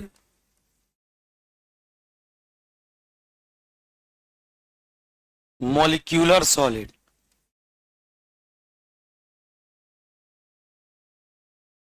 जिसके कंस्टिट्यूएंट पार्टिकल मॉलिक्यूल हो उसको क्या कहते हैं हम लोग? Molecular solid. अब रुक जाइएगा, आप कोई मॉलिक्यूल वाला सॉलिड आपको लेना है, मतलब ऐसा सॉलिड लेना है जिसके पार्टिकल्स क्या हो? मॉलिक्यूल हो। आप कुछ सोचिए, बताइए। NaCl। चलिए एक बार विचार करते हैं, सही है कि गलत है ये आप लोग बताइएगा। NaCl जब आप लिखिएगा तो NaCl में Na प्लस, तो इस सॉलिड का पार्टिकल मॉलिक्यूल है कि आयन है? ये तो आयनिक हो गया, ये आयनिक हो गया। ऐसा सॉलिड बताओ। Cl2 क्लोरीन गैस होता है, N2 नाइट्रोजन गैस। गुड। सुनो, हम लोग ऐसा सॉलिड लेंगे जिसका पार्टिकल मॉलिक्यूल होता है। सुनो ध्यान से, जैसे आइस, बर्फ। बर्फ विद्यार्थी पानी से बना होता है। बर्फ जो है वो किस चीज से बना होता है? पानी से बना होता है। सबको एक बार बोर्ड पर ध्यान दीजिए, अगर खाली एग्जाम्पल लिखना रहता तो अब हम 4 एग्जाम्पल लिख दिए रहते, आप भी उतार के खुश हो जाते हैं। हम एग्जाम्पल को समझाते हैं, आप रोज देखते हैं, तो आप एग्जाम्पल पर फोकस कीजिए हम क्या बोल रहे हैं। बाबू आइस जो है वो किस चीज से बना होगा? पानी में वजन होता है कि नहीं? पानी जगह छेकता है कि नहीं? तो पानी पदार्थ है, मैटर है। अगर मैटर है तो उसके अंदर छोटे छोटे पार्टिकल्स होंगे, बोलो होगा कि नहीं? तो पानी के अंदर जो पार्टिकल होगा, वाटर एक कंपाउंड होता है, यौगिक होता है। इसके अंदर के पार्टिकल को हम लोग कहते हैं मॉलिक्यूल। क्या कहते हैं? याद कीजिए 11th में आप लोग पढ़े थे कि कंपाउंड के अंदर का पार्टिकल कहलाता है मॉलिक्यूल, एलिमेंट के अंदर के पार्टिकल कहलाता है एटम, परमाणु। तत्व के अंदर का परमाणु पार्टिकल परमाणु, और कंपाउंड के अंदर का पार्टिकल मॉलिक्यूल। पढ़े थे आप लोग? तो बाबू जो देखो था कि पानी के अंदर जो पार्टिकल है ये सब क्या कहलाएगा? मॉलिक्यूल। किसका मॉलिक्यूल होगा? ये किसका मॉलिक्यूल होगा? ये किसका मॉलिक्यूल होगा? ये किसका मॉलिक्यूल होगा? सब H2O ही होगा, क्या कि पानी शुद्ध है तो अंदर दूसरा पार्टिकल थोड़े होगा, एक प्रकार का पार्टिकल होगा, खाली H2O होगा। मेरी बात समझ में आ गई? इसी पानी से हम क्या बना लिए हैं? आइस। तो जब आप आइस बनाए होंगे तो आइस का भी तो पार्टिकल H2O ही होगा, बोलो। तो वैसा सॉलिड जिसका पार्टिकल एक मॉलिक्यूल हो, उसी सॉलिड को कहते हैं मॉलिक्यूलर सॉलिड। समझ में आ गया? कोई दिक्कत नहीं? दिक्कत हो तो हाथ उठा, फिर समझाएंगे। पानी का पार्टिकल क्या है? H2O। पानी से क्या बना दिए? बर्फ। तो पानी से बर्फ बनाने के लिए केवल उसको जमा देना होता है कि कोई रिएक्शन करना होता है? खाली जमा देना है। तो जमा देंगे तो केवल अवस्था ना बदलेगा, अंदरवा का चीजवा थोड़े बदल जाएगा, बोलो बाबू। सही बात बोल रहा है कि नहीं? पानी को आप जमा दीजिएगा तो लिक्विड से सॉलिड हो जाएगा, आगे अंदर H2O से CO2 हो जाएगा। तो अंदर पहले H2O था, अब बर्फ बन जाएगा तो अंदर क्या रहेगा? H2O। तो इस सॉलिड का जो अंदर पार्टिकल है वो मॉलिक्यूल है कि एटम है? इसको मॉलिक्यूलर सॉलिड नहीं कह सकते हैं। उसी तरह से बाबू कार्बन डाइऑक्साइड से ड्राई आइस बनता है, बोलो। नहीं बोल रहा है सब? कार्बन डाइऑक्साइड से क्या बनता है? Dry ice. तो क्या ड्राई आइस को हम लोग कह सकते हैं ड्राई आइस को मॉलिक्यूलर सॉलिड में? क्या कि उसका पार्टिकल CO2 होगा। अरे ये जो बना हुआ ना ड्राई आइस, ये किसको जमा के बनता है? कार्बन डाई ऑक्साइड। इसमें वजन है कि नहीं है? जगह चाहिए कि नहीं चाहिएगा? मैटर का रहेगा, मैटर तो अंदर पार्टिकल होगा। पार्टिकल इस पार्टिकल को क्या कहिएगा? मॉलिक्यूल कहिएगा। किसका मॉलिक्यूल होगा? CO2 का। तो कार्बन डाइऑक्साइड का मॉलिक्यूल क्या कहलाता है? CO2। तो इसी को ना जमा के ड्राई आइस बनाया है, तो इसके अंदर भी तो पार्टिकल में CO2 का होगा, बोलो। तो ये मॉलिक्यूल है कि एटम है? इसको मॉलिक्यूलर सॉलिड नहीं कह सकते हो, पक्का? कोई दिक्कत? उसी तरह से आपके एनसीईआरटी बुक में जो दिया है अब उसको भी जरा लिख लेते हैं। देखिए तो HF मॉलिक्यूल है कि नहीं है? मॉलिक्यूलर सॉलिड बन जाएगा? नहीं बनेगा। HF को सॉलिड के रूप में कन्वर्ट करेंगे तो मॉलिक्यूलर सॉलिड नहीं बनेगा। मन में अगर चल रहा हो H प्लस F माइनस, किसी के मन में अगर चल रहा हो तो बाबू ये आयनिक होता नहीं है, क्या कि दोनों नॉन मेटल है। आयनिक तब होता है जब एगो मेटल रहता है एगो नॉन मेटल। हाइड्रोजन भी नॉन मेटल है, फ्लोरीन भी नॉन मेटल है। उस पर जो चार्ज आया है प्लस माइनस वो इलेक्ट्रोनिगेटिविटी के डिफरेंस के कारण है। हाइड्रोजन की इलेक्ट्रोनिगेटिविटी बहुत कम होती है और फ्लोरीन की बहुत, इतना अंतर होता है कि एगो शुरू में होता है एगो लास्ट में होता है।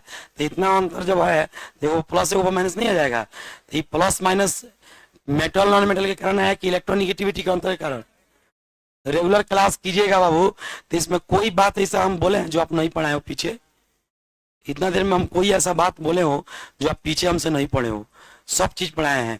आप रेगुलर खाली क्लास कीजिए, कोई चीज आपके लिए बड़ा नहीं होगा और कोई चीज आपके लिए भारी नहीं होगा। रेगुलर क्लास नहीं कीजिएगा तो हम क्या, दुनिया की कोई शक्ति आपको नहीं पढ़ा सकती है। और आप लोग अपना चेत लीजिए, अपना समझ लीजिए कि अब इसके बाद आपको नहीं मौका मिलने वाला है।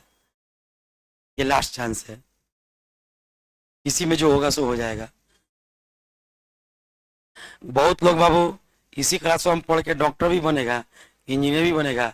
अब बहुत लोग इसी क्लास में पढ़ के उस इंजीनियर का लेबर बनेगा और उस डॉक्टर का कंपाउंडर बनेगा।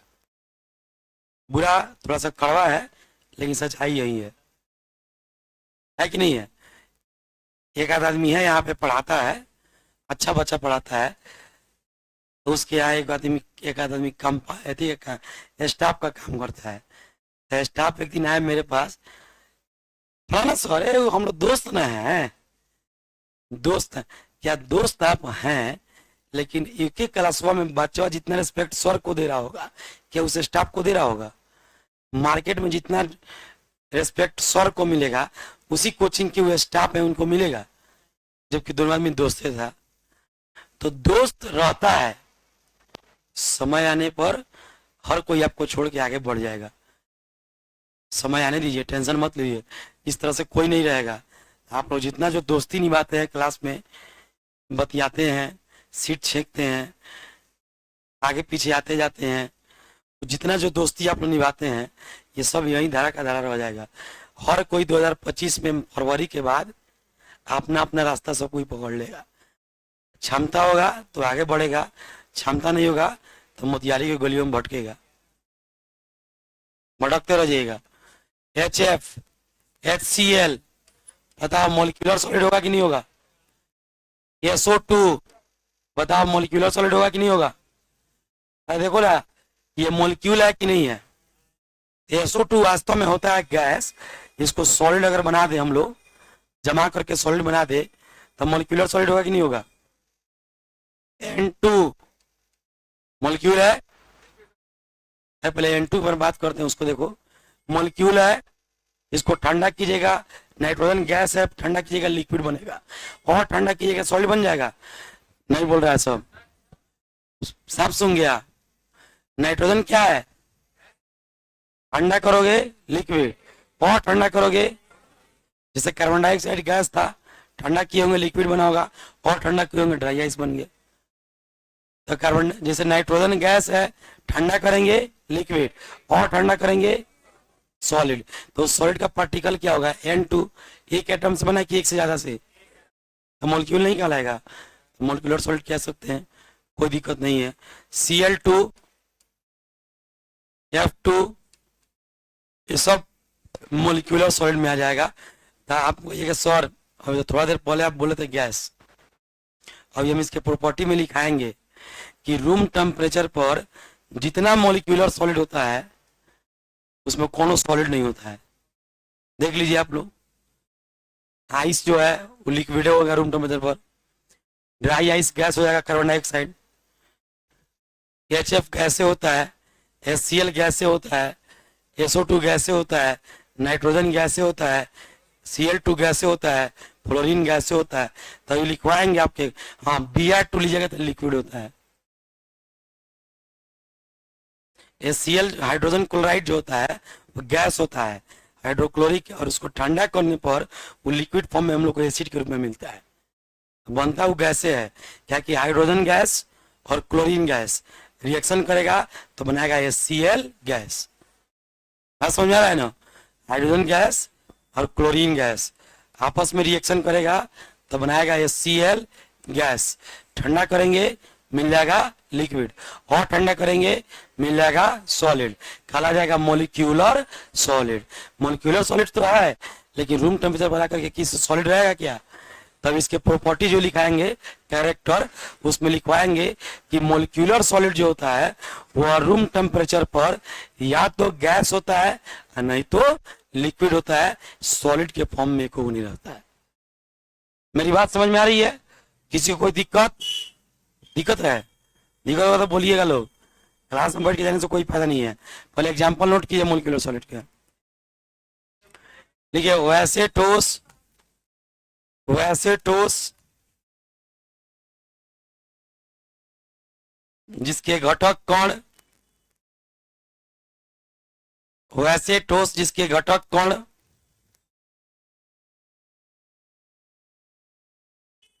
अणुओं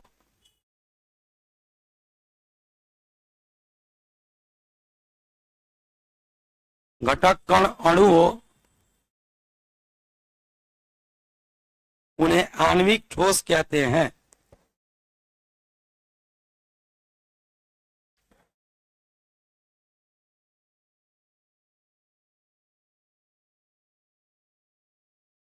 घटक कण अणु होगा तो उनको क्या कहिएगा?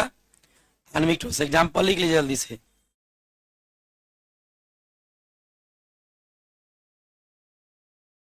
हो गया?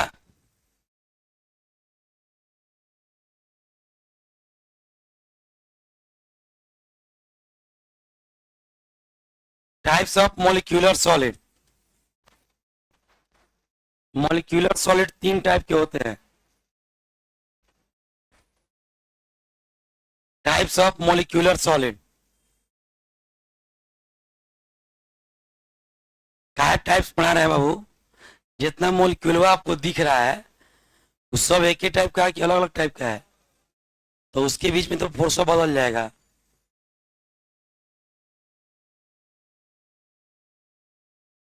लिखो जल्दी जल्दी, एग्जाम्पल लिख करके लिखो।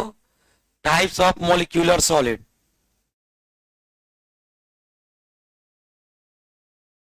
एक चीज बताओ बउआ, विद्यार्थी सब एक बार बोर्ड पर ध्यान दो भाई। ये सब मोलिक्यूलर सॉलिड है कि नहीं है? है। अगर H2 होगा, आइस का कोई फॉर्मूला पूछ देगा ना तो बोलना है H2O, आप ब्रैकेट में क्या लिख दोगे? सॉलिड। जब H2O सॉलिड स्टेट में जाता है तो वही क्या कहलाता है? आइस। जब CO2 सॉलिड स्टेट में जाता है तो क्या कहलाता है? Dry ice. कोई दिक्कत? इसका कोई पूछेगा तो क्या बोलोगे? CO2। पूछता है, ये ऑब्जेक्टिव में पूछ सकता है, इसको अंडरलाइन करके रखना। ड्राई आइस का केमिकल फॉर्मूला क्या होता है? लगा सोचेगा आइस मारो H2O, ड्राई आइस कह रहा है CO2, खाली आइस कहेगा तब H2O। ठीक है? ड्राई माने शुष्क, हल्का सूखा हुआ। लिख लिया है तो थोड़ा ध्यान दीजिएगा। देखिए इस सब विद्यार्थी मोलिक्यूलर सॉलिड है, लेकिन इसमें एक अंतर है, खूब ध्यान से देखिएगा। इसमें देखिएगा H और Cl है तो H पे प्लस आएगा, Cl पे आएगा ना। तो विद्यार्थी प्लस माइनस को फिजिक्स में हम लोग पोल कहते हैं। क्या कहते हैं? पोल कहते हैं ना। तो इसको कहिएगा पोलर मोलिक्यूलर। जो कौन सा मोलिक्यूल कहिएगा? यहां देखिए दोनों की इलेक्ट्रोनिगेटिविटी सेम है, तो किसी के ऊपर प्लस या किसी के ऊपर माइनस आएगा। यहाँ पे पोल बना तो इस तरह का मोलिक्यूल कहलाता है नॉन पोलर मोलिक्यूल। क्या कहिएगा? इसको क्या कहिएगा? तो कुछ मोलिक्यूलर सॉलिड पोलर मोलिक्यूल से बने हैं और कुछ molecular solid non polar molecule से बने हैं। इसमें भी एक अंतर है। कुछ मोलिक्यूलर सॉलिड में जो एलिमेंट है वह हाई इलेक्ट्रोनिगेटिव एलिमेंट है, और कुछ मोलिक्यूलर सॉलिड में जो एलिमेंट है वो नॉर्मल वाला है। आप पढ़े थे फ्लोरीन, ऑक्सीजन, नाइट्रोजन, ये तीन गो आपको हाई इलेक्ट्रोनिगेटिव एलिमेंट होता है। पढ़ा था बाबू।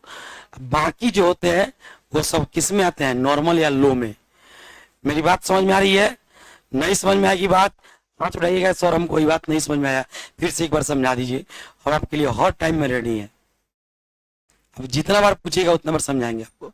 आप पूछिए तो सही, थोड़ा भी दिक्कत होगा पूछिएगा। फिर से बोल रहे हैं बाबू, कुछ ऐसे मॉलिक्यूल हैं जिसमें एलिमेंट जो है हाई इलेक्ट्रोनिगेटिव है, कुछ ऐसे मॉलिक्यूल हैं जिसमें का एलिमेंट हाई इलेक्ट्रोनिगेटिव नहीं है, और कुछ ऐसे एलिमेंट मॉलिक्यूल हैं जिसमें एलिमेंट जो है नॉन पोलर बना रहा है। तो non polar, polar with high electronegative, polar with low electronegative. तो इस केस में तीन तरह का आपका पोलर मोलिक्यूलर बनता है। जो मोलिक्यूलर सॉलिड बनेगा वो कितने तरह का बनेगा, एक नॉन पोलर मोलिक्यूल से बनेगा, एक बाबू पोलर से बनेगा लो इलेक्ट्रोनिगेटिव वाला, वो पोलर से बनेगा हाई इलेक्ट्रोनिगेटिव वाला। समझ में आ रहा है? कितना लोग नहीं समझा तो रहिए, फिर से बोल रहे हैं। इस यो मोलिक्यूलर सॉलिड बनाएगा, यो मोलिक्यूलर बनाएगा, यो मोलिक्यूलर बनाएगा। अंतर इतना है कि ये जो मोलिक्यूलर बनाएगा वो नॉन पोलर मोलिक्यूल से बनाएगा, ये जो मोलिक्यूलर बनाएगा वो पोलर से बनाएगा, बनाएगा पोलर से, लेकिन उसमें एलिमेंट कैसा है, हाई इलेक्ट्रोनिगेटिव। ये जो बनाएगा वो पोलर से बनाएगा, लेकिन एलिमेंट कैसा है, लो इलेक्ट्रोनिगेटिव। बस समझ में रहा है? इसमें भी हाई है, लेकिन बउआ सब में खेला अलग अलग होगा। समझ में आ रहा है बात? तो हम लोग अभी तीन तरह का देखेंगे मॉलिक्यूलर सॉलिड। एक का नाम होता है पोलर मॉलिक्यूलर सॉलिड, जो पोलर मॉलिक्यूल से बना होगा। एक का नाम होता है हाइड्रोजन बॉन्डेड मॉलिक्यूलर सॉलिड, जो पोलर मॉलिक्यूल से बना होगा लेकिन हाई इलेक्ट्रोनिगेटिव के साथ बना होगा। बात समझ में आ रहा है? एक का नाम होगा नॉन पोलर मॉलिक्यूलर सॉलिड, जो किससे बना होगा, नॉन पोलर मॉलिक्यूल से बना होगा। मेरी बात समझ में आई है आप लोगों को? कितना लोग नहीं समझे इसे हाथ उठाइए। नहीं, आप समझ में आ गया है? फिर से पूछते हैं, मॉलिक्यूलर सॉलिड कितने टाइप का होगा? एक तो पोलर मॉलिक्यूल से बनेगा तो पोलर मॉलिक्यूलर, दूसरा भी पोलर मॉलिक्यूल से बनेगा लेकिन हाई इलेक्ट्रोनिगेटिव, इसको कहेंगे हाइड्रोजन बॉन्डेड मॉलिक्यूलर। ठीक है? और उसके बाद वो बनेगा नॉन पोलर से, तो non polar molecular.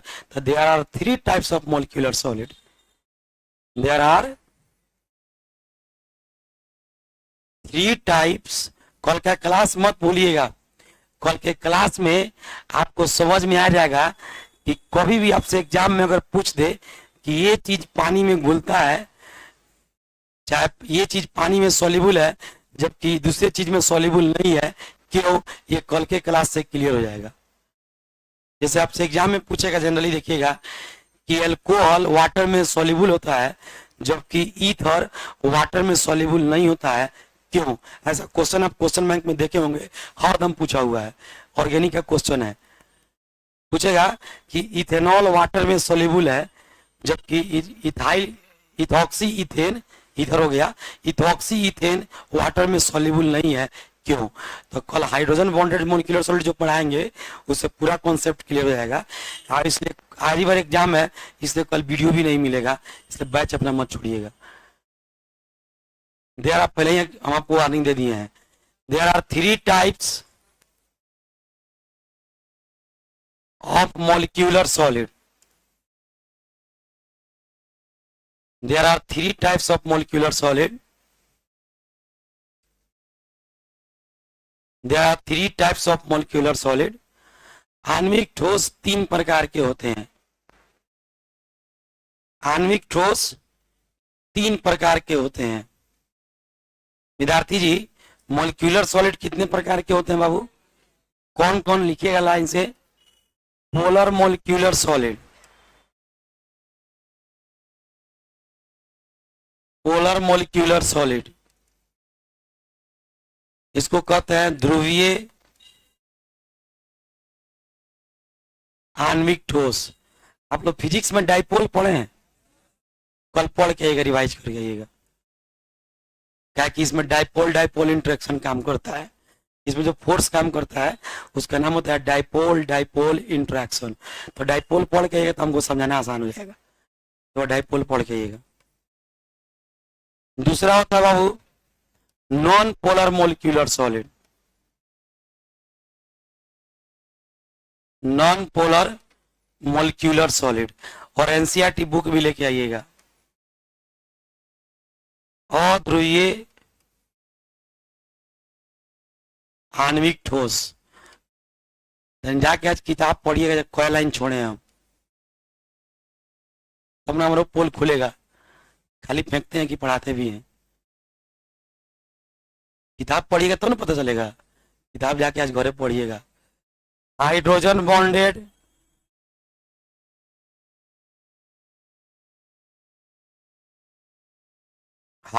Bonded molecular solid. आप सॉलिड स्टेट का क्वेश्चन बैंक आपके पास होगा ना, जाके क्वेश्चन देखिएगा, इस पर पूछा ऑब्जेक्टिव, निम्नलिखित में कौन हाइड्रोजन बॉन्डेड मॉलिक्यूलर सॉलिड है। 4 ऑप्शन देखिए, पूछता है हाइड्रोजन अबंधित। इधर साहब हाथ गोड़ तोड़ के मोतियारी में बैठ जाओ, कोई मत जाना अभी, रोज तैयारी होगा क्वेश्चन का, क्योंकि अभी जो सिलेबस बाकी है उसे डेली क्वेश्चन आएगा। हाइड्रोजन अबंधित आणविक ठोस कितना प्रकार का हो गया, 3 प्रकार का। कल यही तीनों टाइप का पढ़ाई होगा, ठीक है। आज के लिए इतना ही होगा, निकलिएगा मत, मिल जाइए। परसों विद्यार्थी ऑर्गेनिक है, लगभग सभी लोग आ जाएंगे।